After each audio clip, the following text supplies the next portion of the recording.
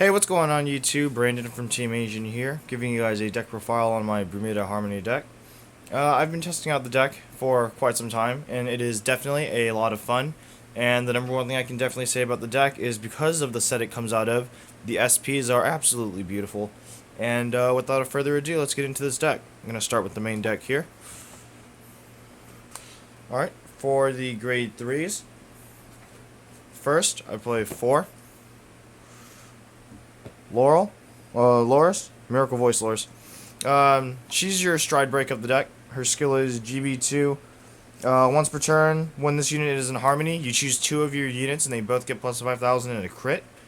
And her stride break skill is Counterblast 1 when your G unit stride on this unit. Return a unit to your hand and draw 1 card. Next, I play 4 Sincerely Girl Liddy. This is an example of one of the SPs. You get legs and nice heart foil. She's your generic 3 from the set. Her skill is GB1. When your unit is in harmony, this unit gets plus 10. No, she gets plus 5,000 power. So by putting 2 units in harmony, no, 4 units in harmony, sorry, in different columns, she can get plus 10k. So that's always great. And her secondary skill is Counterblast 1, Soul Blast 1. Look at the top 5 cards of your deck for a Bermuda Triangle with the Harmony skill, and reveal it to your opponent and add it to your hand. Let's go on to the grade 2s. I play 4. Spica, another example of a beautiful SP. Her skill is Counterblast 1. When this unit attacks a Vanguard, if it's being boosted, bounce the rear guard back to your hand, call 1 from your hand, and that unit gets plus 3,000 power. Next, I play 4 Unbeliever Girl, another SP. I love this card simply because she has no cost. Unfortunately, she's GB1, but she has no real cost to her effect. It simply has to hit the Vanguard, and you get a free bounce 1 to your hand and call 1 from your hand. It doesn't gain any power, unfortunately, but it's still a very nice card to put on for a lot of pressure to your opponent. Lastly, for the grade 2s, I play 3 Amelia. She's your draw engine of the deck. This deck is extremely Counterblast heavy, and she's one of the reasons why. When she's returned back to your hand, Counterblast 1, draw 1 card. There's obviously a lot of plays you can do with this. You can combine it with Loris, but that'd be 2 Counterblasts. You can combine it with her or her, but then again, it's another Counterblast here, and so you just need many ways to fight against the Counterblast that you have in this deck, but I have my ways to do so. Alright, now let's move on to the grade 1s. I play 4 Shizuku. This is the grade 3 searcher of the deck. She is a grade 1, and the only way, in the way that you can search her for grade 3 is when she is in the, she's in harmony state. So when you have her, let's say, in the rear guard, and you call this in the front row, this column is now in harmony, so you can get her harmony ability and look at the top 5 cards for a grade 3.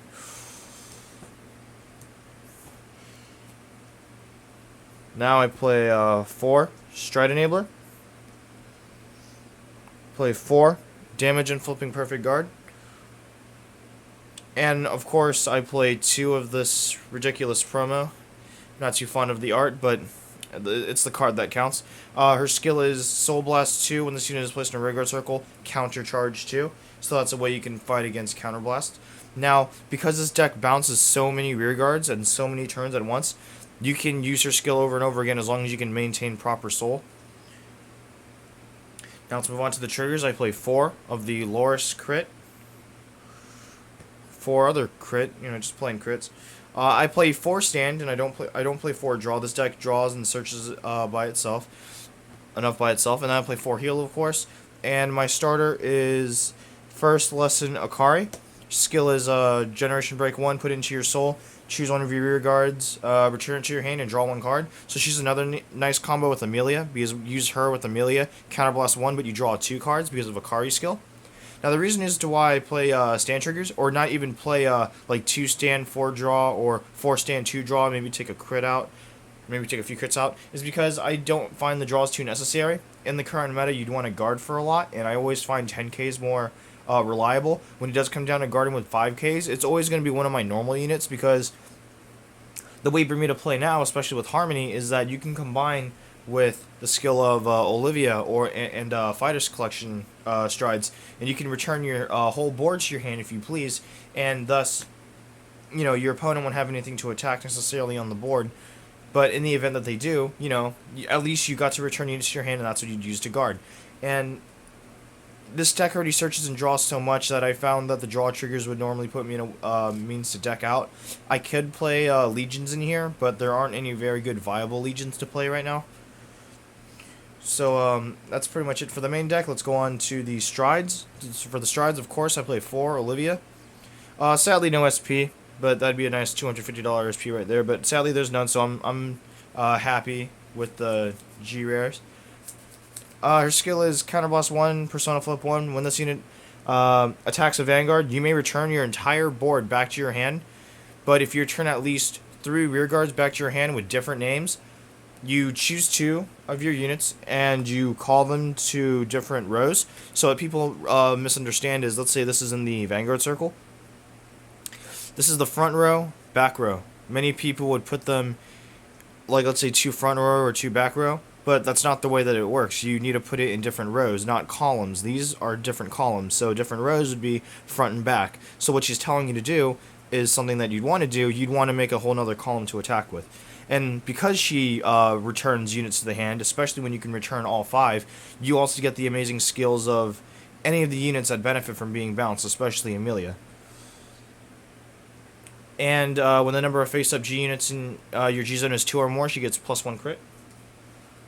Next, I play 2, Somni. She's definitely the one of the MVPs of the deck. She's a very, very nice pressure card. She allows you to make multiple attacks, multiple draws, multiple searches, multiple everything in this deck.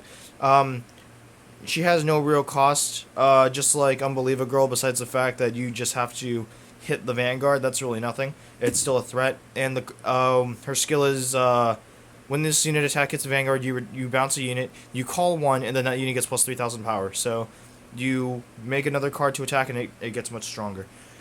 Finally, for the strides, I play 2 Cinderella. Well, I know her name's Morris, but I call her Cinderella. Literally, it's Legend of the Glass Shoe. You can't get any more wrong than that. Disney's about to sue someone, but no. She's the generic stride of the deck. I normally use her either as the first, if not towards the last stride, because I normally exhaust my Olivias, and if my opponent happens to survive through Olivia's, I'd probably go through my 1 Somni or these 2 Amoris right here. Amoris' skill is when this unit is placed on Vanguard Circle, choose 2 of your rear guards and return them to your hand. There are, of course, plays you can use with this, especially since she has no cost. It's just free bounce too, so you can do draws with Amelia or get her back and possibly use her again. If you played a Perfect Guard previous turn or you want to get a trigger back, of course, put them all back to your hand. She's a very nice toolbox card. I wouldn't play Blizza simply because the deck's too counterblast heavy, again, and I didn't find it very effective to flip up another G unit when in this deck it's all about striding. So in the events that you don't stride, you'd always use the GB1, GB2 skills, but that's not something that you aim for in this deck. You just want to hit into Olivia, Somni, or Amoris first, and just constantly beat down the opponent in multiple attacks. And that's pretty much it, guys. That's it for my Bermuda Harmony deck profile. I hope you all enjoy.